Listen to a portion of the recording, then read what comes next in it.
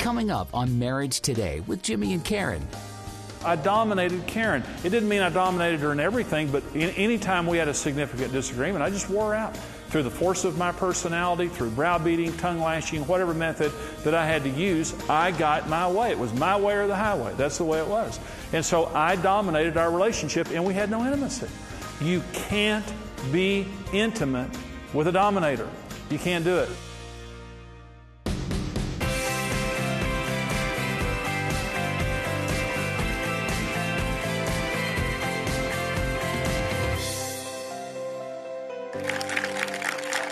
Growing up, were one of your parents clearly dominant over the other? Most people answer that with a resounding yes. When someone is dominant in a marriage, it affects the entire family. If one spouse tends to control the relationship and wants things their way, dominance is usually present. There is no intimacy because you cannot share your feelings without hurting one another. Nearly every relationship has some level of dominance present. As we understand how dominance destroys intimacy, we can recapture the happiness and joy that we experienced at the beginning.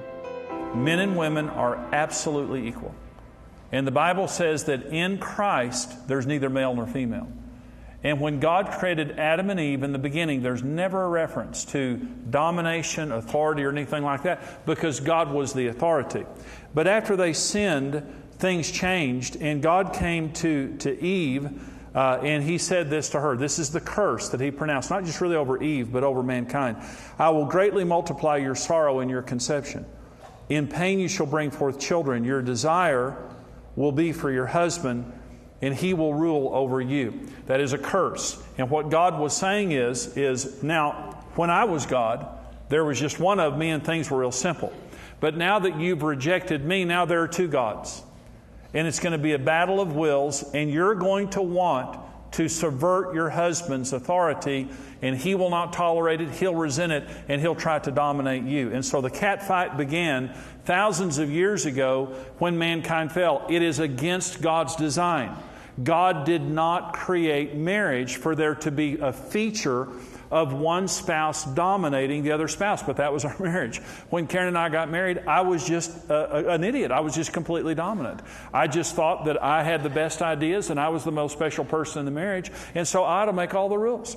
And so I dominated Karen. It didn't mean I dominated her in everything, but any time we had a significant disagreement, I just wore her out. Through the force of my personality, through browbeating, tongue lashing, whatever method that I had to use, I got my way. It was my way or the highway. That's the way it was. And so I dominated our relationship, and we had no intimacy. You can't be intimate with a dominator. You can't do it. When dominance is present in a relationship, to the degree that dominance is present, you will not have intimacy in that relationship. God didn't design it that way. It just can't happen. But it's very, very common. Let me give you a definition for dominance. How do you know that there's dominance in your relationship? Dominance means a disproportionate control of the relationship and those elements common to the relationship. Someone is controlling the money. Someone in the marriage has a it's not an equal thing. Someone has disproportionate control of the money. Someone has disproportionate control of the children.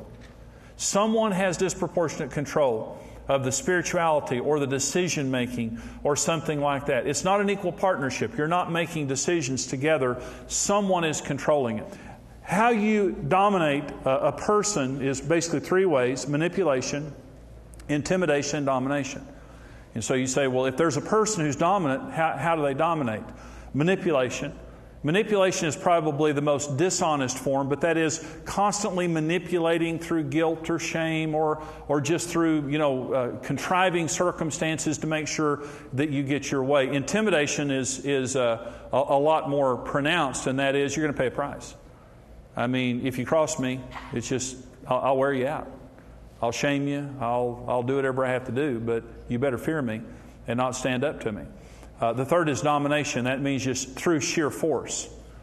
My force of my personality, whatever it is. Guilt, shame, punishment for resistance or challenge, threats of divorce, threats of affairs, threats of self-harm, force of personality, controlling spirit, refusal to receive input, nagging, abuse, whatever it is. That is the way that you express dominance. In my case, I intimidated and I dominated.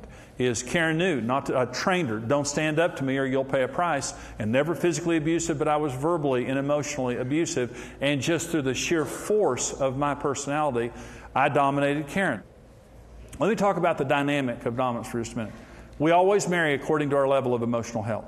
Because when we talk about dominance, you have to get down to this point. You marry the person you marry for a lot of reasons, and I'm just going to say it very simply. I know God put you together. I know God put you together. Okay, so I know God put Karen and me together, but we sure were a mess when He did it. Okay, so I'm not discounting the fact that God put you together, but I want you to know why you marry the person that you marry. You always marry according to your level of emotional health. I'm going to say this is a healthy person. This is a couple that is non-dominant, and they both respect each other, and they both make their decisions together. And I'm going to say now that the husband is just a little bit higher than the wife, not because he's better, but because he's going to lead. This is the best marriage. The best marriage is a marriage where he adores her and cherishes her, and she's an equal partner, and he's sensitive to her and never makes a decision without her agreement. But he's the initiator. Okay, that's the best kind of marriage right there. Okay, so I'm going to do that. Okay, most of us don't have those kind of marriages, and especially when we first get married. Okay, so you always marry to your level of emotional health. It's like a teeter-totter. Health marries health. Unhealth marries unhealth. This is dominance. This is submission. And this is my man hand, and this is my woman hand, if you can't tell the difference. I thought I was God, and Karen had no self-esteem whatsoever. We were a perfect match. Dominant people don't marry other dominant people because there would be a murder. When I dated in school, I don't care how attractive a woman was, I was never attracted to a dominant female. Ever, ever, ever. They were the biggest turnoff in the world to me. I loved Karen because she was quiet and shy, and she let me be God. For a little while. It didn't last very long, but long enough, I guess. But anyway, Karen had no self-esteem. Karen had the lowest self-esteem of any person I'd ever met. And I adored her. I mean, I did, but just for all the reasons of her being gorgeous, and I loved her, and I believe that God put us together. But we were a match emotionally. I had to marry because of how unhealthy I was in my dominance. I had to marry this type of woman. I could not have married a healthy person because they would not have accommodated my dominance. Karen had to marry a guy like me because we accommodated each other emotionally. Okay? This is my female hand. And by the way, this is wrong. This is not submission. This is wrong to be like this. Okay. A dominant woman has to marry a passive man. You liked him because he was sweet and shy, and he let you do all the talking and all the deciding. And he just was sweet. You loved it about him then, now you hate it about him because he's weak. He won't do nothing or say nothing. But you trained him to lay by the fire and not bark.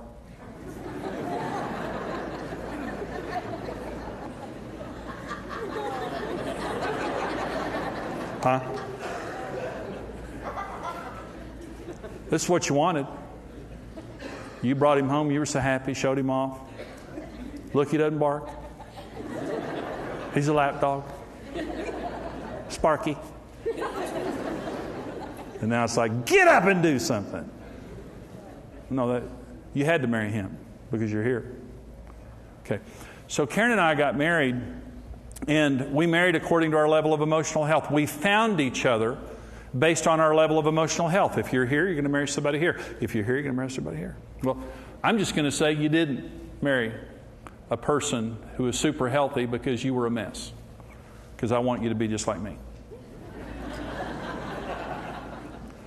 I'm just going to say you dated, you found somebody, and wherever you are in the continuum here, it's like a teeter-totter, it always matches. It always matches. I'm going to say you're here or here. You're maybe not as bad as Karen and I were, but I'm going to say that you're here. Okay, so here's how you deal with dominance. Here's how you heal dominance. And let me just say, first of all, that you're the person being dominated. Let's say that you're this person.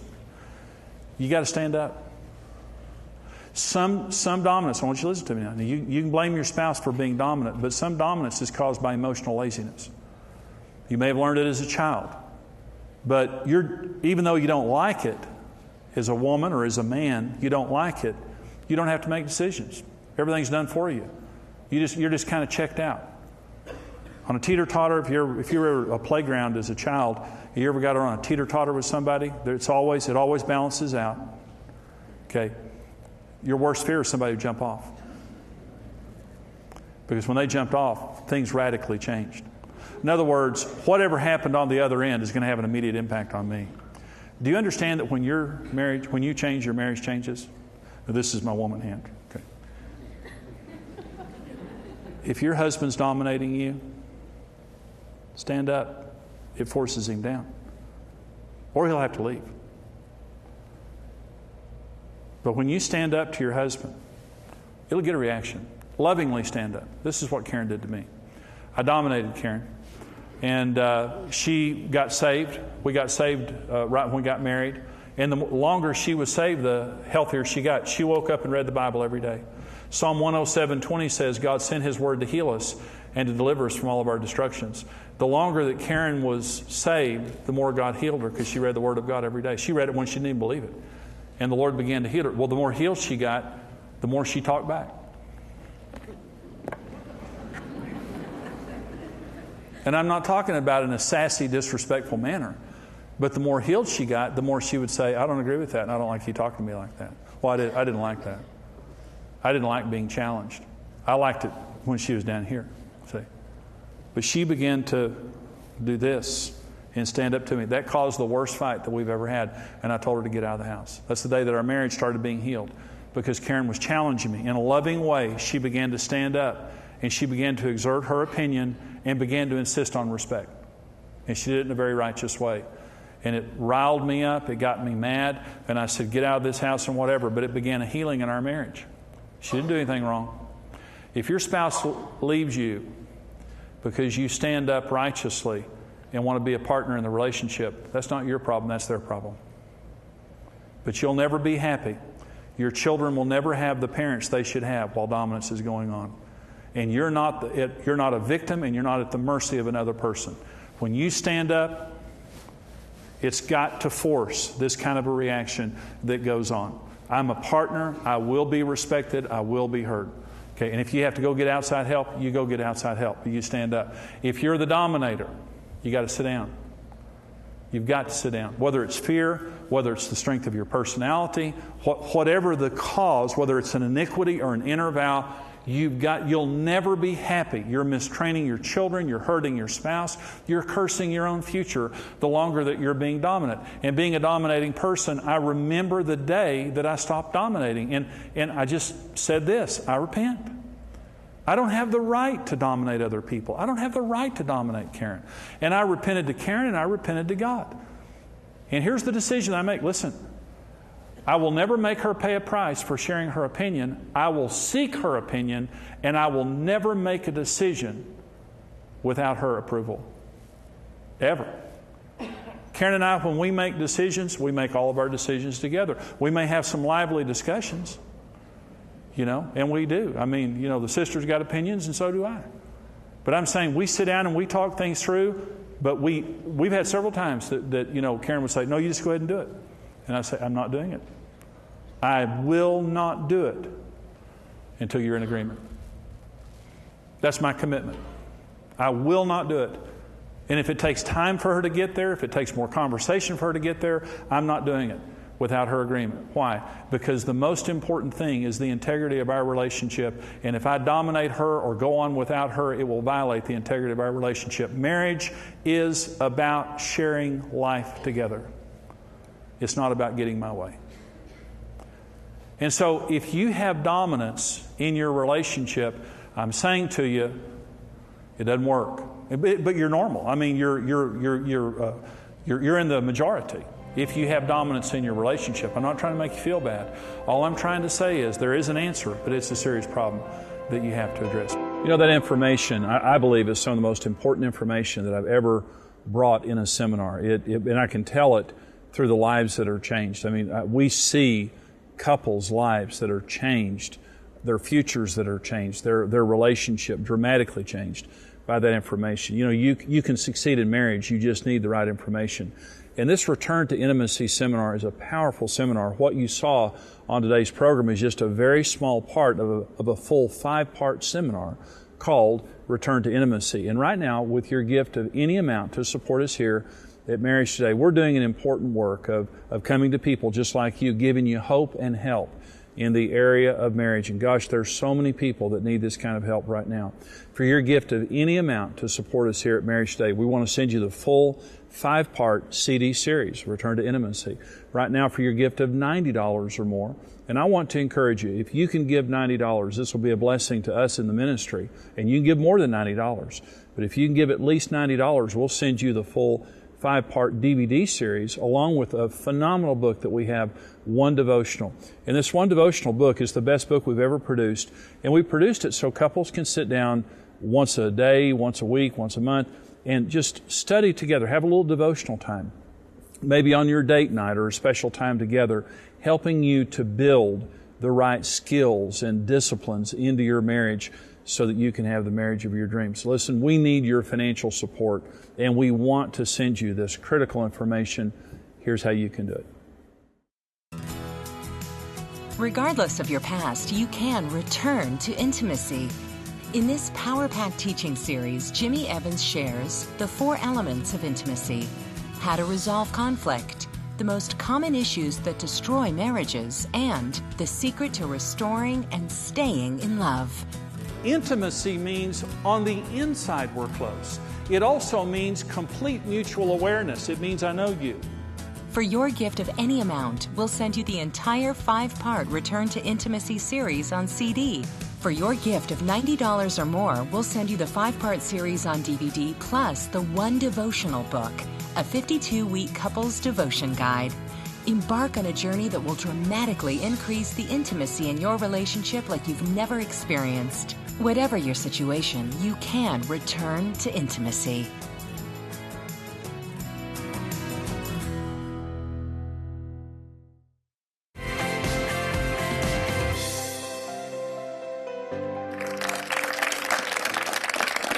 We know this program today is on disarming destructive dominance. This is a big issue in marriage. And when I do marriage seminars now, and I ask, couples, how many of them have had one parent clearly dominant over the other, in every audience, it's 70 to 80% of people who had one parent dominant, and they know that it made a difference in their relationship. So, Karen, we have some questions from our viewers. I do. My spouse is very intelligent and believes he's always right. I try to be loving, but I cannot keep my mouth shut sometimes. How should I respond? Believes he's always right. Well, first of all, you need to pray, because I know you prayed for me, Karen, because I was very dominant, and that was who I was. And you need to pray that God will penetrate their heart. But the other thing you need to do is lovingly insist on respect. Just like I said there in the teaching, when a person is dominant, they have to be enabled to be dominant. When there's a dominator, a long-term dominator, there has to be a person who accommodates that. Just keep pressing into it and just saying, I really appreciate your opinion, but I have an opinion too. And don't say, you big idiot, you're wrong and I'm right, because that won't work. But you can lovingly state your opinion and then pray for your spouse. What you don't do is return, evil with evil and, attack him. The other thing you don't do is just lay down and play dead and withdraw from the relationship. Keep asserting yourself. A lot of dominance is caused by pride on one side, but emotional laziness on the other side. Well, and I've had friends tell me that we're dominant that said one of the reasons they get opinionated and think that they're always right is because they never feel validated. And so sometimes... That's good. That's really good. Yeah. So sometimes you just need to validate, what he's saying. Like when he's saying something like, oh my gosh, that is the most awesome thing I've ever heard in my life. Yeah. How did you come up with that? And then just ask another question. Come to think of it, you said that to me. And now I'm seeing what... But seriously, it's important to validate, someone like that, because that's really what they're looking for. They keep talking because it's like are they going to respond? Well, in a man's number one need is the need for honor. And so he could be just reaching out to make sure that you love him and all that. So that's important. Here's a question for you, Karen. I guess this is men. I travel for a living out of necessity. My wife takes charge with family. it's great when I'm gone because she runs things, but when I'm home, she's manipulative, and it's all about her plans. How can we work through this issue? Well, it's hard because the man's asking the question. I mean, I would tell the wife that, she needs to look at her position when he's gone as an honor. I'm being given the respect and the honor that I'm taking care of something while he's away. But yet when he comes back home, he still should be respected as a leader. And, to defer back to him is so important. And it's not that, she can't continue to do the things that she's been doing, but to always remember that, it's the team. There's two of you. Right. And it's not just him being gone or her being in charge or vice versa. It's remembering that it's a team effort and that you're in this together and that you do need each other and that you welcome him back in to carry that same load as you had before and to respect that. Well, and let me say something to the man, and that is to validate her, and when you come home and to say, how much you appreciate what she's done. But also to have a time, and we talk about vision retreats. This is something that we talk about a lot here on the program.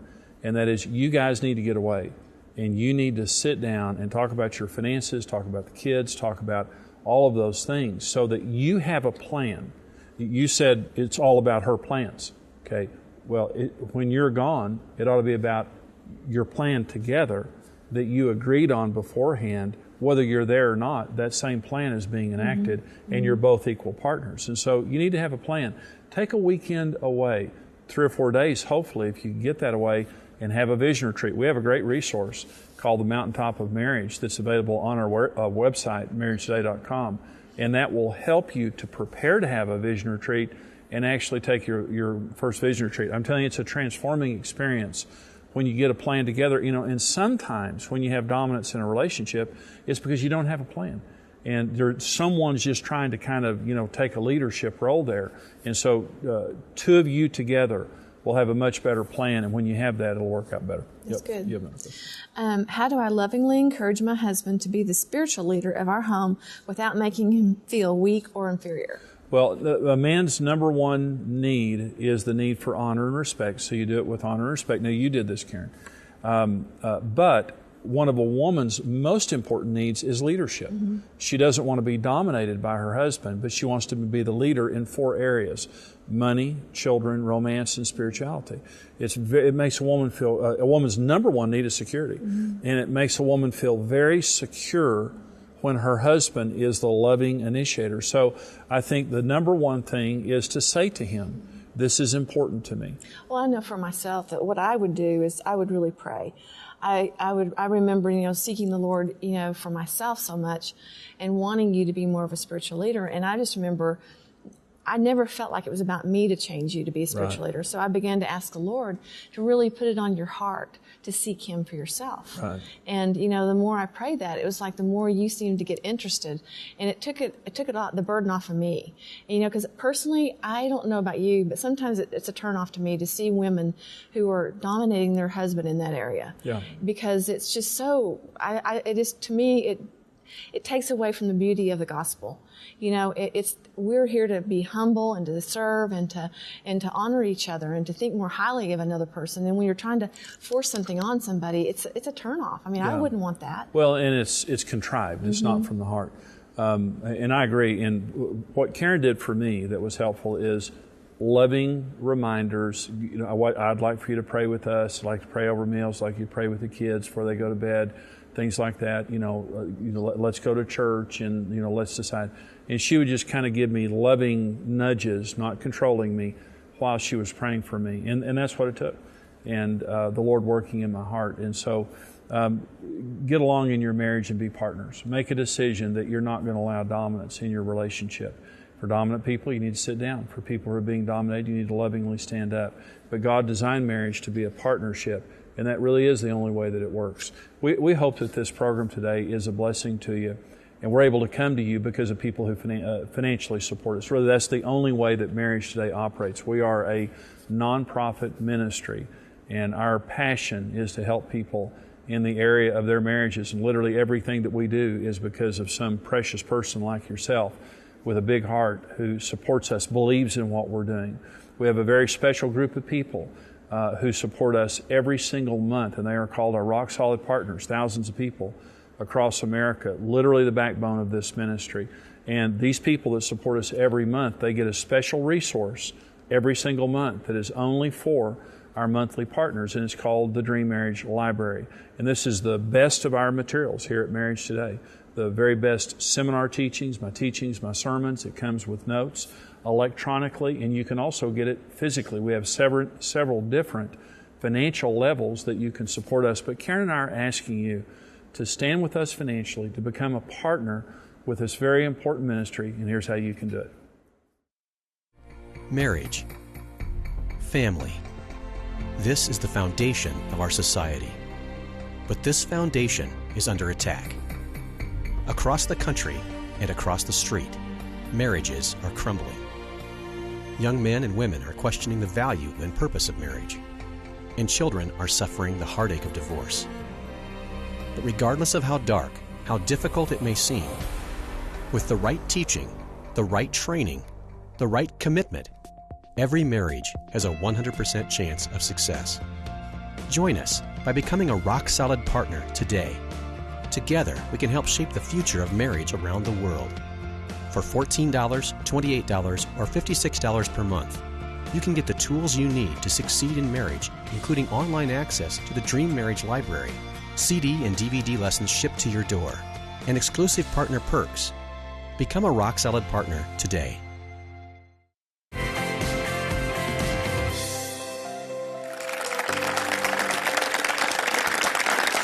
This program today is on disarming destructive dominance, and you know every family really is affected by this. And you're very blessed if you were raised in a family where dominance was not present. And let me say this: your children are going to be very blessed if they grow up in a home where there isn't dominance. And you may have made mistakes, and Karen and I certainly made mistakes early in our marriage, but thankfully, by the grace of God, we've learned to have a partnership in our marriage. And I just want to say, dominance doesn't work, but partnership works. Mm-hmm. Talking things out. Don't make decisions without each other. Don't make your spouse pay a price for being honest. And if you have the natural tendency to be dominant, and it's equal between men and women, sit down, subdue that, submit that to the Lord. If you have the tendency to be a little bit lazy or passive, stand up, work at speaking your mind and being an equal partner in the relationship, and your marriage will work. Glad you joined us today. We'll see you next time. God bless you.